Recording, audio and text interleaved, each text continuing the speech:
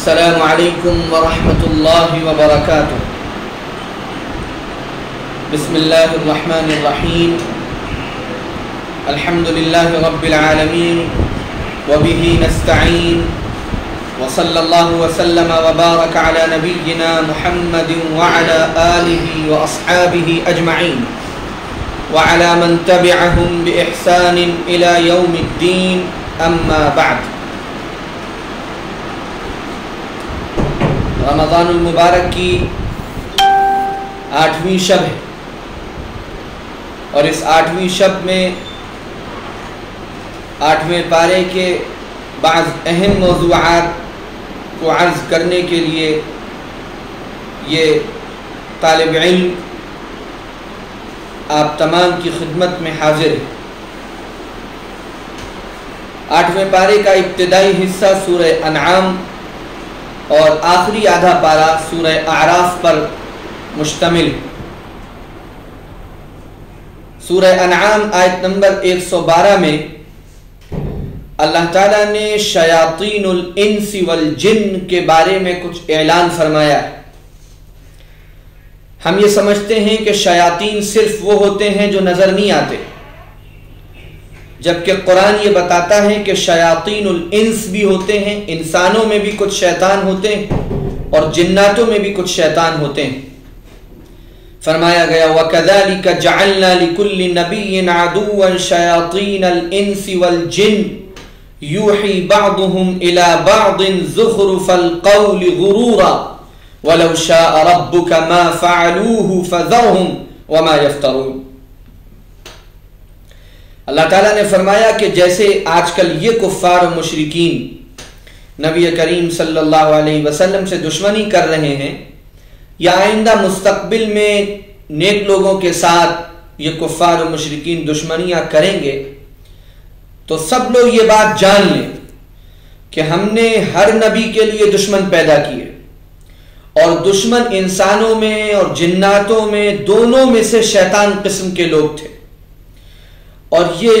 ایک دوسرے کو مطمئن کرنے کے لیے بڑی دھوکے دڑی کی باتیں کرتے ہیں، یعنی عام لوگوں کو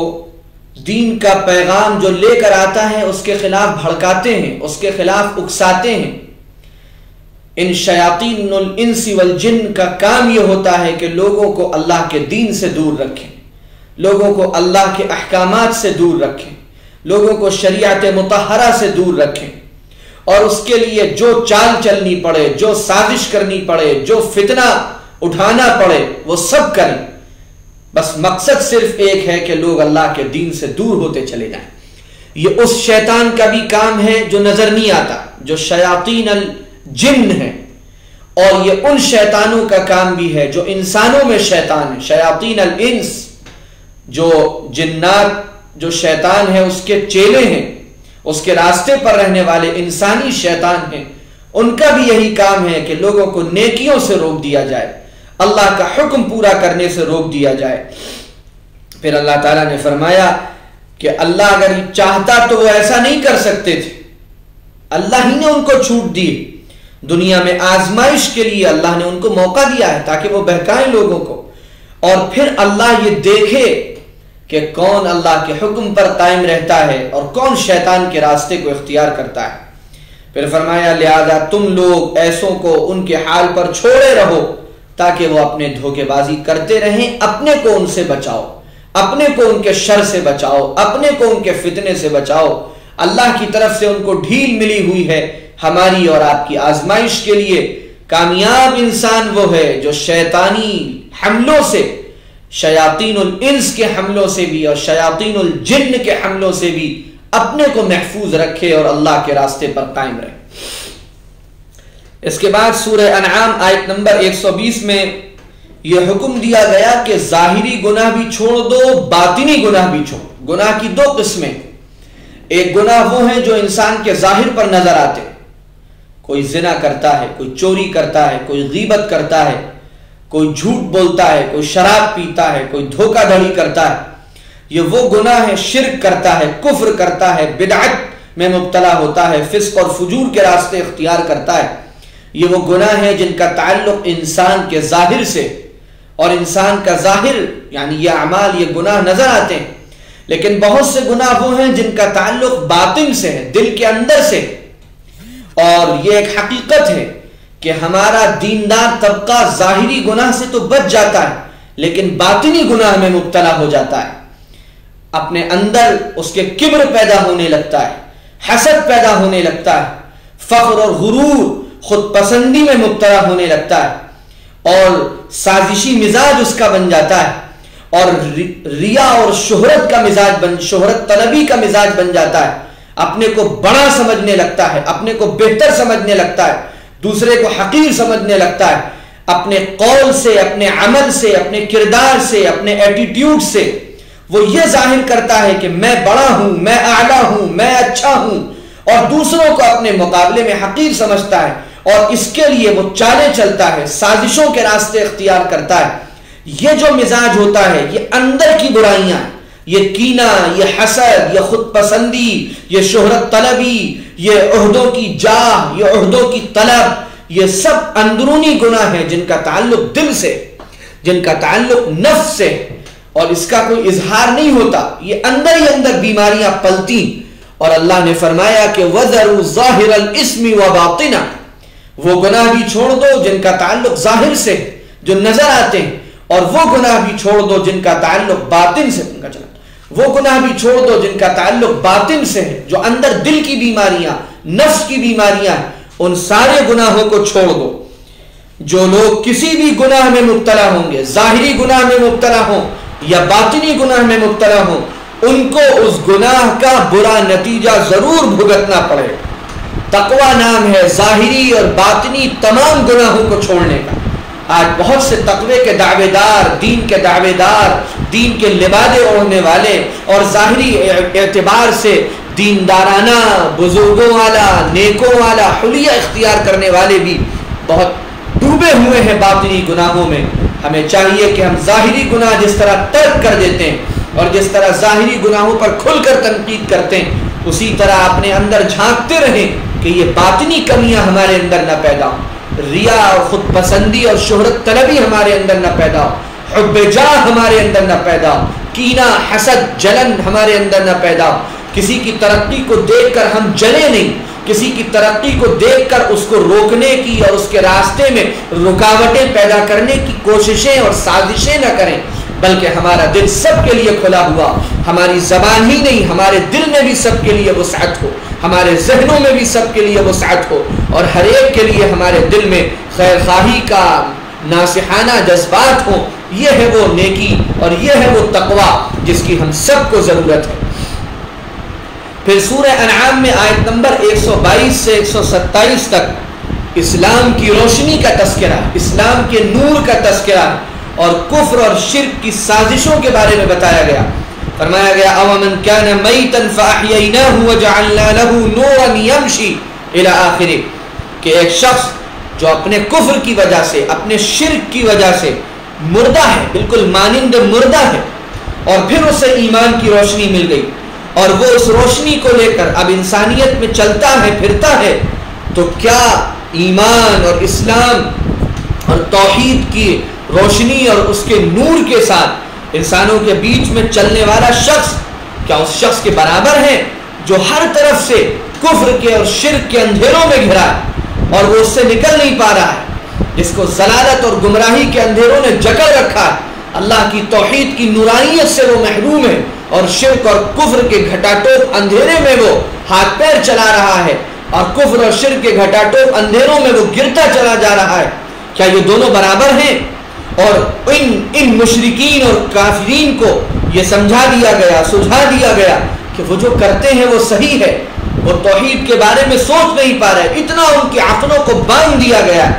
اس آیت کا تقاضا یہ ہے، اس آیت کا منشا یہ ہے کہ اللہ نے جس کو بھی اسلام اور ایمان کی روشنی عطا فرمائی ہے وہ صرف اپنی ذاتی عبادات کو لے کر بیٹھ نہ جائے، بلکہ انسانیت کے درمیان اسلام کی، توحید کی، ایمان کی اس روشنی کے ساتھ چلے پھرے، اپنے اچھے معاملات، اپنی اچھی معاشرت، اپنے اچھے اخلاق کے ذریعے ان کو، پوری انسانیت کو اس روشنی کی طرف کھینچنے کی کوشش کرے، صریح دعوت کے ذریعے انسانیت کو اس روشنی کی طرف بلائے، اس لیے کہ ہمیں اگر کوئی نور ملا اور دنیا میں لوگ اندھیروں میں ہیں تو ہماری ذمہ داری ہے کہ ان کو اس اندھیروں سے نکال کر، ان اندھیروں سے نکال کر اس ہدایت کی روشنی میں لے کر آئیں، کفر اور شرک کی ضلالت سے نکال کر، کفر اور شرک کی ظلمتوں سے نکال کر اللہ کی توحید کی روشنی میں ان کو لے کر آئیں اور اپنے معاملات سے، اخلاق سے، معاشرت سے ان کے دل کو جیتیں اور ان کو یہ پیغام پہنچائیں کہ زندگی کا نور اور دل کا سرور اسلام میں ہے، اللہ کی توحید میں ہے، اللہ کی عبادت میں ہے، اللہ کے سامنے اپنے آپ کو جھکا دینے میں، اس میں دل کا سکون ہے، دلوں کا سرور ہے، آنکھوں کا نور ہے، زندگی کی راحت ہے، دونوں جہانوں کی کامیابی ہے۔ ہم انسانیت تک اس پیغام کو اور اس نور کو لے کر جتنا چلیں گے پھریں گے اتنا اللہ تعالی ہماری ذات کو خیر کا اور نفع کا باعث بنائے گا۔ اور پھر اللہ تعالیٰ نے یہ فرمایا کہ جو اللہ تعالیٰ انابت کرنے والوں کو ہدایت تک پہنچانے کے لیے ان کا سینہ اسلام کے لیے کھول دیتا ہے، جن کے دلوں میں ہدایت کی طلب ہوتی، جن کے دلوں میں ہدایت کی تڑپ ہوتی، جو سیدھا راستہ اللہ سے مانگتے ہیں، جو سیدھے راستے پر آنے کی خواہش رکھتے ہیں، جو تنہائیوں میں اپنے مالک کو پکار کر یہ کہتے ہیں کہ اے ہمارے پیدا کرنے والے، اے ہمارے مالک اور خالق، ہمیں ہدایت کا راستہ دکھا، ہمیں سچائی کا راستہ دکھا، ہمیں ستیہ کا مارگ دکھا، ہمیں نیک لوگوں کے راستے پر چلا، جو اللہ سے، اپنے مالک سے، اپنے خدا سے یہ دعا کرتے رہتے، اللہ تعالیٰ ان کے سینے کو پھر اسلام کے لیے کھول دیتا ہے، کیونکہ اسلام وہ دین ہے جو پہلے انسان کے ساتھ دنیا میں اتارا گیا، حضرت آدم علیہ السلام سے لے کر آخری نبی حضرت محمد صلی اللہ علیہ وآلہ وسلم تک سارے نبی اسی اسلام کے ساتھ آئے، سب نے اسلام کی دعوت دی اور حضرت محمد صلی اللہ علیہ وسلم پر اسلام کی تکمیل ہوئی، اسلام کو مکمل کر دیا گیا۔ تو جب اللہ سے کوئی بندہ ہدایت مانگتا ہے تو پھر اللہ اسے پیغمبروں کا راستہ عطا فرماتے ہیں، نبیوں کا راستہ عطا فرماتے ہیں اور ایشور کے دوتوں کا راستہ عطا فرماتے ہیں، اور مہان جو آتمائیں گزری، جو مہان مہاپرش گزرے، ان مہاپرشوں کا راستہ عطا فرماتے ہیں اور پروفٹس کا راستہ عطا فرماتے ہیں، اور ان کا دل اللہ کی توحید کے لیے کھل جاتا ہے، اسلام کے لیے کھل جاتا ہے، توحید اور رسالت اور آخرت پر ایمان کے لیے کھل جاتا ہے۔ یہ اللہ کی طرف سے خاص انعام ہوتا ہے۔ اور جو لوگ ضد کرتے ہیں، ہٹ دھرمی اختیار کرتے ہیں، سچائی تلاش نہیں کرتے، سچائی کے لیے غور و فکر نہیں کرتے اور پڑھتے نہیں ہیں اور دھیان نہیں لگاتے اور سچے راستے کی تلاش میں کچھ سفر نہیں کرتے اور اس کے لیے پریشانیاں نہیں اٹھاتے، تو ان کی ضد کی وجہ سے پھر اللہ تعالیٰ ان کی گمراہی کا فیصلہ فرما لیتا ہے اور ان کے دل کو اسلام کے لیے تنگ کر دیتا ہے، اس لیے کہ اللہ کو اس کی ضرورت نہیں ہے کہ لوگ اللہ کا دین اختیار کریں، ہمیں اس کی ضرورت ہے، ہم محتاج ہیں کہ اللہ تعالی ہمیں اسلام اور اپنی نعمت عطا فرمائے۔ تو جب کوئی انسان ہٹ دھرمی دکھاتا ہے، ضد دکھاتا ہے، نافرمانی دکھاتا ہے، پیغام ملنے کے باوجود روگردانی کرتا ہے، چہرہ پھیرتا ہے، اللہ کے احکامات سے بھاگتا ہے، تو پھر اللہ کی طرف سے اس کا دل تنگ کر دیا جاتا ہے، اس کے دل پر مہر لگا دی جاتی.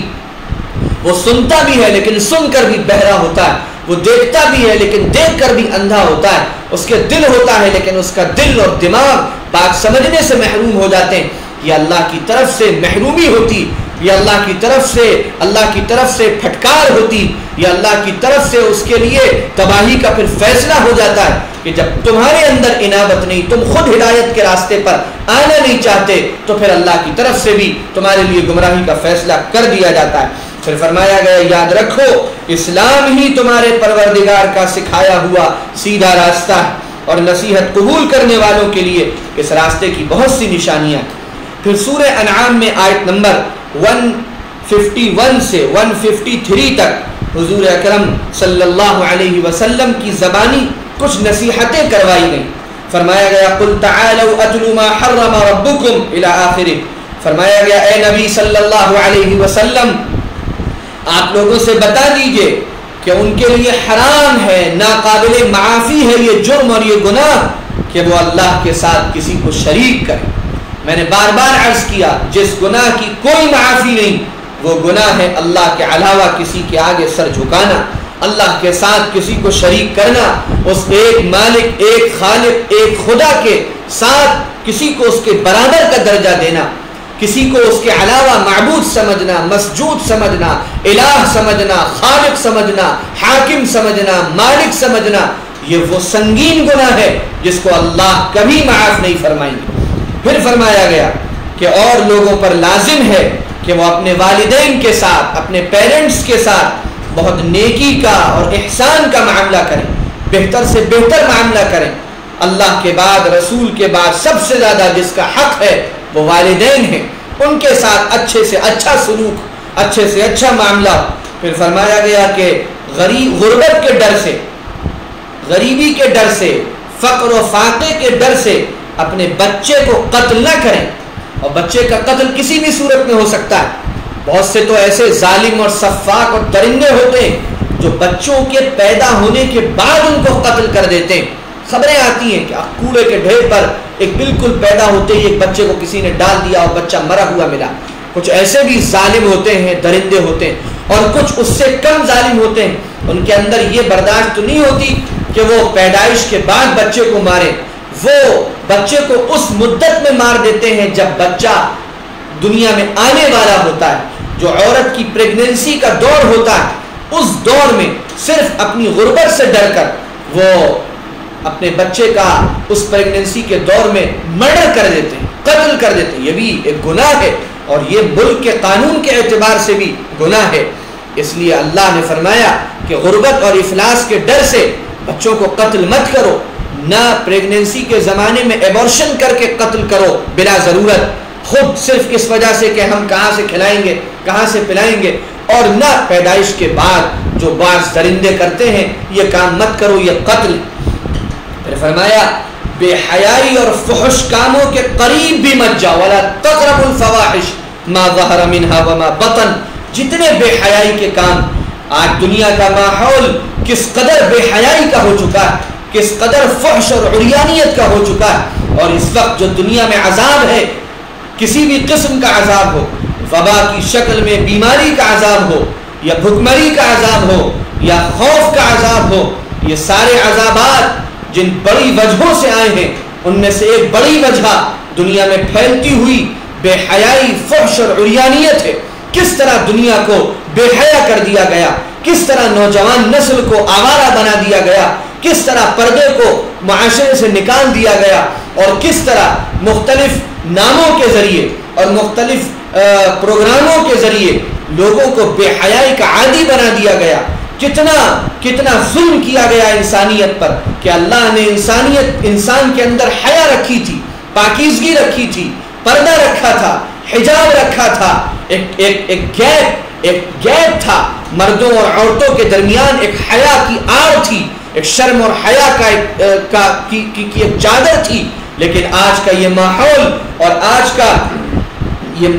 کلچر اور آج کا سنیما کے ذریعے اور مختلف ذریعوں سے جس طرح اس حیا کی چادر کو تار تار کیا گیا اور جس طرح نوجوان نسل کو بے حیائی کا عادی بنایا گیا، ان کی نگاہیں گندی کی گئیں، ان کے کان گندے کیے گئے، ان کے دل اور دماغ گندے کیے گئے، انٹرنیٹ کے ذریعے اور موبائل کے ذریعے جس طرح سے بے حیائی کو پروموٹ کیا جا رہا ہے اور عام کیا جا رہا ہے، ایک کلک پر اور ایک بٹن کے ذریعے اور چند الفابیٹس ٹائپ کر کے جس طرح بے حیائی ہماری اسکرین پر آ سکتی ہے اور آ جاتی ہے، اور جتنا اس کو آسان کیا گیا، یہ قیامت کا منظر ہے، یہ قیامت کو دعوت دینے والا منظر، اللہ کے عذاب کو دعوت دینے والا عمل ہے۔ اللہ نے انسان کو اس لیے بنایا تھا کہ اس کے اندر پاکیزگی رہے، حیا رہے، اور اس کی جائز ضرورتیں نکاح کے ذریعے سے پوری ہوں۔ نکاح کا عمل اس لیے تھا تاکہ انسان کی اپنی ضرورتیں بھی پوری ہوں اور ماحول میں پاکیزگی رہے، انسانی بچوں کی نسلیں اور خاندان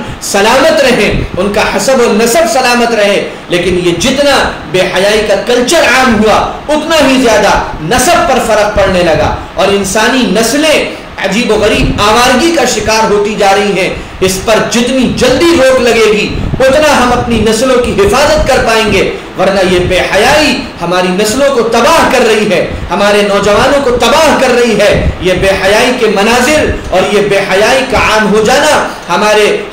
ہمارے یوتھ کو بہت ہی خراب راستے پر لے کر جا رہا ہے، ہمیں اس کا اندازہ نہیں ہے۔ اس لیے پہلی فکر تو اس کی ہو کہ جہاں تک ممکن ہو سکے بے حیائی کے ماحول سے اپنے کو، اپنی نسلوں کو بچائیے۔ اس موبائل کے ذریعے ہونے والی گندگیوں سے اپنی اور اپنے نسلوں کی حفاظت کیجیے، انٹرنیٹ کے غلط استعمال سے اپنی اور اپنے نسلوں کی حفاظت کیجیے۔ اور دوسرا کام یہ کیجیے کہ نوجوان لڑکوں اور لڑکیوں کا وقت پر جلدی نکاح کیجیے۔ یہ بلا وجہ جو نکاح میں تاخیر ہوتی ہے اور چھوٹے چھوٹے بہانے لے کر جو لمبی عمر تک نوجوان نسل کو چھوڑا رکھا جاتا ہے اور ان کا نکاح نہیں کروایا جاتا، یہ معاشرے کی تباہی کا بہت بڑا سبب ہے۔ نکاح جتنا زیادہ تاخیر سے ہوگا اور نکاح میں جتنی زیادہ مشکلیں پیدا کر دی جائیں گی، غلط راستے اتنے زیادہ کھلتے چلے جائیں گے۔ غلط راستوں سے بچنے اور بچانے کا آسان راستہ یہ ہے کہ نکاح کو آسان کیا جائے اور وقت ہونے پر جلد از جلد نوجوانوں کے نکاح کی فکر کی جائے، کیونکہ نکاح ہی وہ راستہ ہے جس کے ذریعے حلال اور پاکیزہ طریقے سے ہم اپنے نوجوان نسل کو غلط راستے سے روک سکتے ہیں۔ ہمیں اندازہ نہیں ہے کتنی بڑی تباہی معاشرے میں پھیلتی چلی جا رہی ہے۔ اچھے گھرانوں میں یہ وبا، یہ بیماری پھیل رہی ہے اور نسلوں کی نسلیں اس سے تباہ ہو رہی ہیں۔ اللہ نے فرمایا تھا وَلَا تَقْرَبُوا الْفَوَاحِشَ مَا ظَهَرَ مِنْهَا وَمَا بَطَنَ، فواحش سے، فحش اور عریانیت سے، گندگیوں سے اس کے قریب بھی مت جاؤ، نہ خود قریب جاؤ، نہ اپنی نسلوں کو اس کے قریب جانے دو، اور جو بھی راستہ حیا کا، پاکیزگی کا، عفت کا، عصمت کی حفاظت کا ہو سکتا ہے اس راستے کو اختیار کیا جائے۔ اس کے بعد اللہ تعالیٰ نے فرمایا کسی ناحق کو ہرگز قتل نہ کرو، قتل کرنا بہت بڑا گناہ، اور یتیموں کے مال کی حفاظت کرو، اور جب یتیم بڑے ہو جائیں، کسی کے والد کا انتقال ہو گیا، بچے چھوٹے ہیں، ان کی جائیداد کی حفاظت کرو، ان کے مال کی حفاظت کرو، سب ہڑپ مت کر جاؤ، سب کھا مت جاؤ، بلکہ اس کی حفاظت کرو، اور جب وہ یتیم بڑے ہو جائیں تو ان کا مال ان کے حوالے کر دو۔ پھر فرمایا ناپ تول میں پوری طرح انصاف کا معاملہ رکھو، کاروبار کرتے ہوئے، تجارت کرتے ہوئے ناپ تول میں ڈنڈی مت مارو، ناپ تول میں کمی مت کرو، خراب مال مت بیچو، بلکہ بالکل صاف ستھری، سچی اور امانت داری کے ساتھ تجارت کرو۔ پھر فرمایا حق اور انصاف کی بات اگر اپنے قریبی رشتہ دار کے خلاف بھی کہنی پڑے تب بھی حق بات کہو، انصاف کی بات کہو، سچی بات کہو، اللہ سے کیے ہوئے اپنے عہد و پیمان کو پورا کرو۔ یہ ساری باتیں تاکید سے کہی جا رہی ہیں تاکہ لوگ نصیحت حاصل کرنے والے بنے۔ یہی سیدھا اور سچا راستہ ہے، لہذا اس راستے کی پیروی کرو۔ اسی راستے میں پرہیزگاری ہے، اسی راستے میں تقویٰ ہے۔ پھر آگے فرمایا گیا وَهَذَا كِتَابٌ أَنزَلْنَاهُ مُبَارَكٌ، آیت نمبر 155 میں قرآن کے بارے میں فرمایا گیا کہ یہ بابرکت کتاب ہے جو اللہ نے نازل فرمائی، لہذا اس کتاب کی پیروی کرو۔ دیکھو قرآن کیا حکم دیتا ہے، قرآن کن چیزوں کو کرنے کا حکم دیتا ہے وہ چیزیں بجا لاؤ، قرآن جن چیزوں سے رکنے کا حکم دیتا ہے ان چیزوں سے رک جاؤ، قرآن کے راستے پر عمل کرو. قرآن نے جو سچائی اور امانت داری کے راستے سکھائیں، ایک بہترین انسان بننے کے راستے سکھائیں، ایک بہترین مسلمان بننے کے راستے سکھائیں، قرآن کو پڑھ کر، قرآن کو سمجھ کر ان راستوں کو اختیار کرو، اس کتاب کی پیروی کرو. اور اہل کتاب کو یہ کتاب اس لیے دی گئی کہ کہیں وہ یہ کہنے لگے کہ اس سے پہلے یہود و نصارہ پر بھی تو کتابیں نازل ہوئی تھیں اور ان کتابوں کے بارے میں ہم کچھ نہیں جانتے، یا یوں کہنے لگے کہ اگر ہمارے پاس بھی کتاب آ جاتی تو ہم ان لوگوں سے زیادہ ہدایت یافتہ ہوتے. اس لیے یہ لو قرآن آیا ہے اب اللہ کی طرف سے. جو پہلے کتابیں آئی تھیں وہ سب برحق تھیں، سچی تھیں، لیکن تم ہی لوگوں نے ان کتابوں میں تحریف کر لی، ان کتابوں کو بدل ڈالا، ان کے معنی بھی بدل دیے، ان کے الفاظ بھی بدل دیے، اور تمہیں خود آج یہ یقین نہیں ہے اور تم دعوے سے نہیں کہہ سکتے کہ یہ کتابیں اسی شکل میں محفوظ ہیں جس شکل میں اللہ نے ان کو ان نبیوں پر اتارا تھا. لہذا اب یہ قرآن ہے جو ان ساری آسمانی کتابوں کی تصدیق کرتا ہے اور ان پر ایک نگہبان کی حیثیت رکھتا ہے. یہ اترا قرآن جو اللہ کی طرف سے ایک روشن دلیل ہے اور ہدایت کا سامان بن کر آیا. اب کون اس سے بڑا ظالم ہوگا جو اللہ کی ان آیتوں کو جھٹلا دے، جس کی سچائی میں کسی کو شک نہیں، جس کے برحق ہونے میں کسی کو شک نہیں، جس کے محفوظ ہونے میں کسی کو شک نہیں. اب اس سے بڑا ظالم کون ہے جو ان آیتوں کو جھٹلائے اور ان سے منہ موڑے. اور سن لو اب جو ایسا کرے گا اس کو بدترین عذاب میں مبتلا کیا جائے گا. اس کے بعد آیت نمبر 159 سے 163 تک فرقے بنانے کی ممانعت فرمائی گئی کہ فرقے مت بناؤ، آپس میں مسلکوں میں مت بٹو، فرقوں میں مت بٹو، جماعتوں میں مت بٹو، اور توحید خالص اختیار کرو. ایک اللہ کی عبادت، سب کچھ ایک اللہ کے لیے کرنا، ساری عبادتیں صرف اللہ کے لیے کرنا، بلکہ اپنی پوری زندگی کو اللہ کے لیے وقف کر دینا. یہ جذبات پیدا کرنے کی تلقین کرتے ہوئے فرمایا گیا ان الذین فرقوا دینہم وکانوا شیعا. فرمایا گیا جو لوگ دین میں تفرقہ کرنے والے لوگ ہیں اور تقسیم ہو جانے والے لوگ ہیں، آپ کا ان سے کوئی لینا دینا نہیں. مسلمان تو وہ ہے جو ایک ہو، جس کا کلمہ ایک، نبی ایک، اللہ ایک، رسول ایک، کتاب ایک، کعبہ ایک، قرآن مجید ایک، شریعت ایک. جب سب کچھ تمہارا ایک ہے پھر یہ تقسیمیں کس لیے ہیں، پھر یہ سب ٹائٹلز کس لیے ہیں، پھر یہ شیعہ، سنی، دیوبندی، بریلوی، اہل حدیث اور جماعت اسلامی اور فلاں یہ کس لیے ہیں؟ اگر یہ صرف پہچان کے لیے ہے تو ٹھیک ہے، لیکن اگر یہ اس لیے ہے کہ ان کے ذریعے امت کے درمیان حصے بکھرے کر دیے جائیں اور امت کو توڑ دیا جائے تو پھر یہ فرقہ واریت ہے اور اس سے منع کیا گیا ہے. تم سب ایک ہو، تمہارا کلمہ ایک ہے. ان هذه امتکم امۃ واحدہ. اللہ نے اس امت کو ایک امت بنایا ہے. اس لیے نبی صلی اللہ علیہ وسلم ان لوگوں سے آپ کا کوئی لینا دینا نہیں جو دین میں فرقے پیدا کرتے ہیں اور دین میں گروہ پیدا کرتے ہیں. پھر فرمایا گیا ایک اصولی بات کہ اللہ کا یہ انعام ہے کہ اللہ ایک نیکی پر 10 گنا اجر عطا فرمانے والے ہیں، مگر گناہ پر ایک ہی غلطی لکھتے ہیں اور زیادتی کسی کے ساتھ نہیں ہوگی. پھر فرمایا گیا اے نبی صلی اللہ علیہ وسلم آپ کہہ دیجئے، صاف صاف کہہ دیجئے کہ میں اس دین پر ہوں، میں اسلام کے اس راستے پر ہوں جو ہر طرح کی کجی سے اور ٹیڑھے پن سے محفوظ ہے، جو ابراہیم علیہ السلام کا دین تھا، جو سارے نبیوں اور رسولوں کا دین تھا. وہ ابراہیم علیہ السلام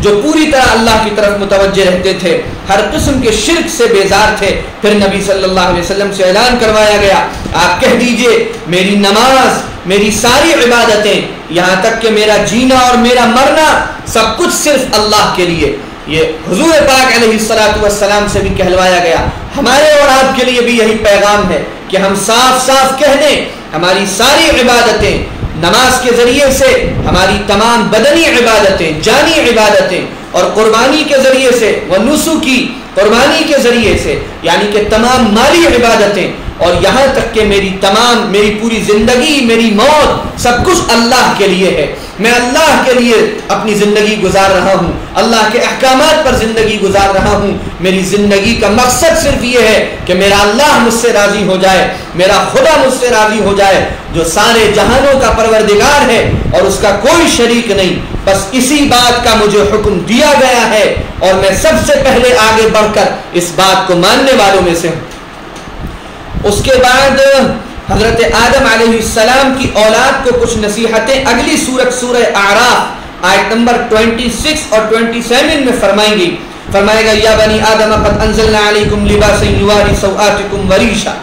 اے انسانوں، اے آدم کی اولاد، اے تمام انسانوں، ہم نے تمہارے لیے لباس جیسی نعمت اتاری جو تمہارے پوشیدہ رکھے جانے والے اعضاء کو چھپاتا ہے، تمہارے اعضاء کو چھپاتا ہے، تمہارے جسم کو ایک حفاظت عطا کرتا ہے، اور تمہارے لیے زینت کا سامان بھی.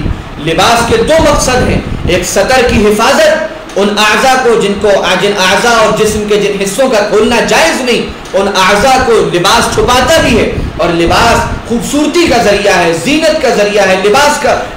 جمال کا ذریعہ ہے. جو لوگ دینداری کا معیار یہ سمجھتے ہیں کہ پھٹے پرانے کپڑے جان بوجھ کر پہنے جائیں. ایک ہوتا ہے کہ انسان کے پاس استطاعت ہی نہیں ہے، وہ ایسے کپڑے پہنے، ایسا لباس پہنے جس پر پیوند لگے ہوں. لیکن ایک یہ کہ اللہ نے عطا فرمایا ہے، اللہ نے حیثیت رکھی ہے، لیکن جان بوجھ کر گندے سندے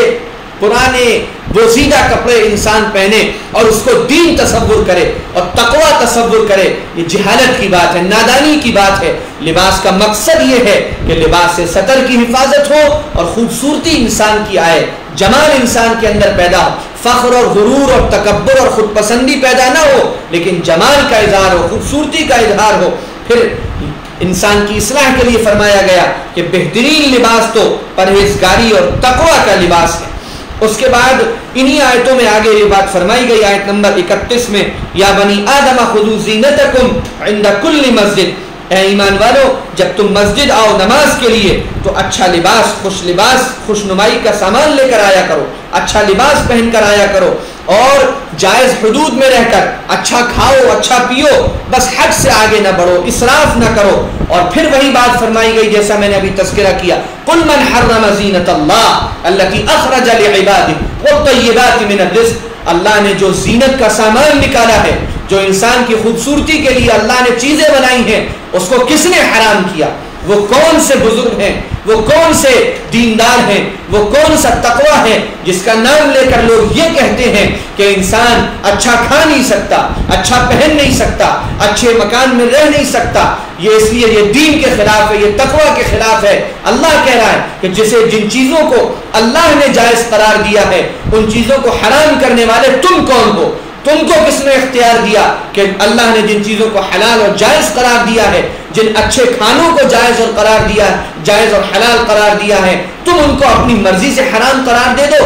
یہ اختیار کسی کو نہیں دیا گیا. شریعت محمد صلی اللہ علیہ وسلم پر مکمل ہو گئی. اچھا کھانا، اچھا پینا، اچھے مکان میں رہنا، اچھی سواری استعمال کرنا، خوش اندازی سے رہنا، یہ اگر اسراف کے علاوہ ہے، خود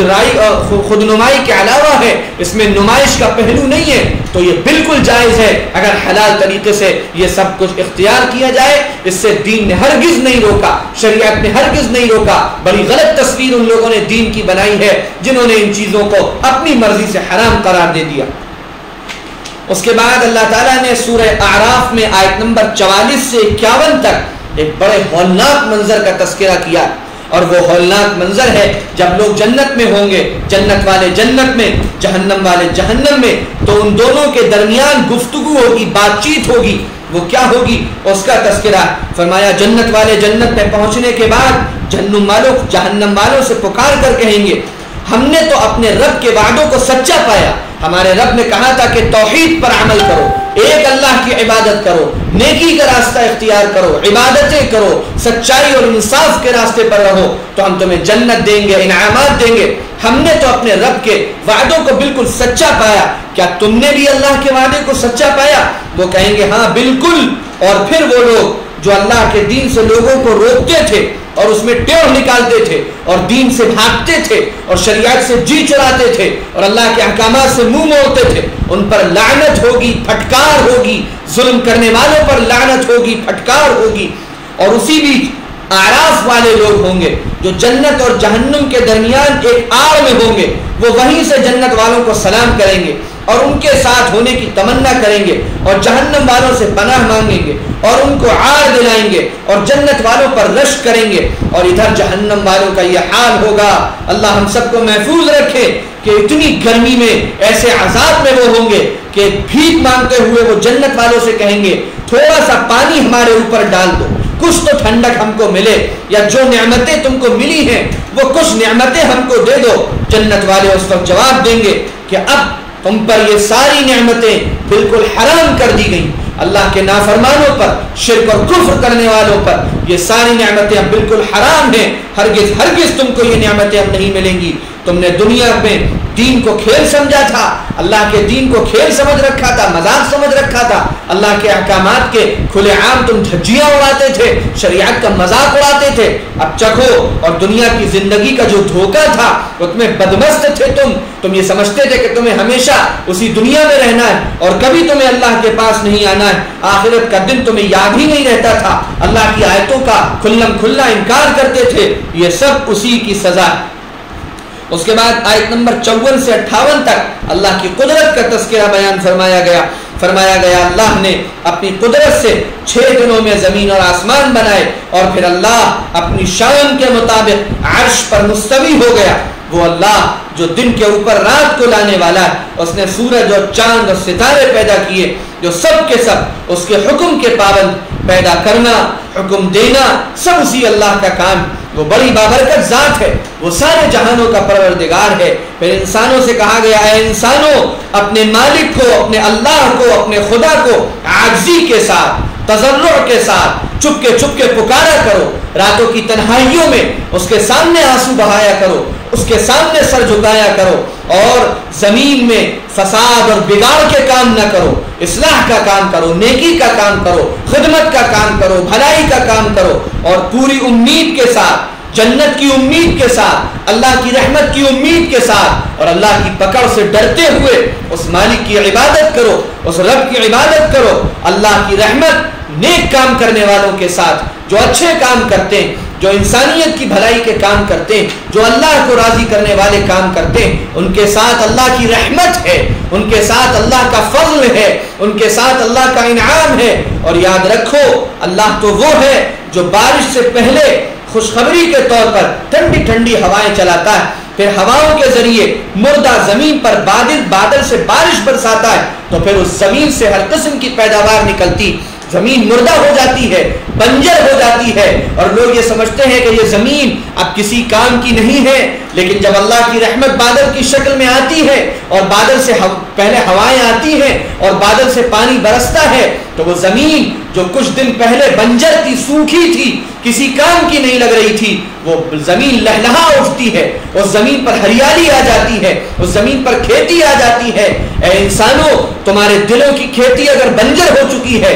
اور تمہارا دل، تمہارا دماغ، تمہارا نفس، تمہارا وجود اگر بنجر ہے، بیمار ہے، سوکھا ہو گیا ہے، تو مایوس مت ہو، دنیا کے حالات سے مایوس مت ہو، بیماریوں سے مایوس مت ہو، وباؤں سے مایوس مت ہو، بلاؤں سے مایوس مت ہو۔ یقیناً اس وقت دنیا کی کیفیت ایک بنجر زمین کی ہو چکی ہے، اس طرح کے حالات ہیں، بیماری کے، بلاؤں کے، وباؤں کے، کہ ایسا لگتا ہے کہ پوری دنیا بنجر ہو گئی ہے، پوری دنیا سوکھ گئی ہے، پوری دنیا کو دیکھ کر وحشت ہوتی ہے، دہشت ہوتی ہے۔ لیکن یہ آیت ہمیں سبق یاد دلاتی ہے کہ جو مالک اپنی رحمت کی بارش کے ذریعے مردہ زمین کو ہریالی دیتا ہے، اس مالک پر یقین رکھو، اس کی طرف توجہ کرو، اس سے دعا مانگو، اس کی عنایت کرو، اس کے آگے رو، اس کے آگے آنسو بہاؤ، اس سے مدد مانگو، اس کی عبادت کرو، اور پھر یقین رکھو کہ جتنا تم اللہ سے مانگو گے اور ہم اللہ سے مانگیں گے، اللہ کی رحمت کو جوش آئے گا، اور جب اللہ کی رحمت کو جوش آئے گا تو اللہ کی طرف سے انعامات اتریں گے، اللہ کی رحمتیں نازل ہوں گی، اللہ کی طرف سے برکت اترے گی، اللہ کی طرف سے شفا اترے گی، اور پھر دنیا میں خوشحالی ہوگی، دنیا میں امن ہوگا، دنیا میں صحت ہوگی، دنیا میں شفا ہوگی، دنیا کے لوگوں میں برکتیں محسوس کی جائیں گی۔ جو اللہ مردہ زمین کو مردہ زمین کو ہرا بھرا کرنے پر قادر ہے، وہ اللہ ان وباؤں کے، ان بلاؤں کے، ان بیماریوں کے خاتمے پر بھی قادر ہے۔ اللہ کی رحمت کو متوجہ کرنے کی کوشش کرو، اعمال کے ذریعے، دعاؤں کے ذریعے، صدقات کے ذریعے، گندے کاموں کو چھوڑ کر، گناہوں کو چھوڑ کر اللہ کی رحمت جس دن متوجہ ہو جائے گی، اس دن دنیا میں ہریالی آ جائے گی، دنیا میں خوشحالی آ جائے گی، دنیا میں برکتیں آ جائیں گی۔ ہم یہ غفلت کر رہے ہیں کہ ہم سب کچھ کر رہے ہیں لیکن اللہ کی طرف متوجہ نہیں ہو رہے۔ جتنا ہم اللہ کی طرف متوجہ ہوں گے اتنا اللہ کی طرف سے انعام ہوگا۔ اب اس کے بعد نبیوں اور رسولوں کے واقعات ہیں، وقت زیادہ ہو چکا، میں انشاءاللہ کل ان واقعات کو عرض کروں گا۔ اللہ اپنے فضل و کرم سے ہم سب کو خیر اور عافیت سے رکھے، ہمارے اہل خاندان و متعلقین، مخلصین و محسنین اور پوری امت مسلمہ کو اللہ تعالیٰ اپنی حفاظت میں، اپنی عافیت میں رکھے، ان بیماریوں سے، بلاؤں سے، وباؤں سے محفوظ رکھے، پوری انسانیت پر اللہ رحم فرمائے۔ وآخر دعوانا ان الحمد للہ رب العالمین۔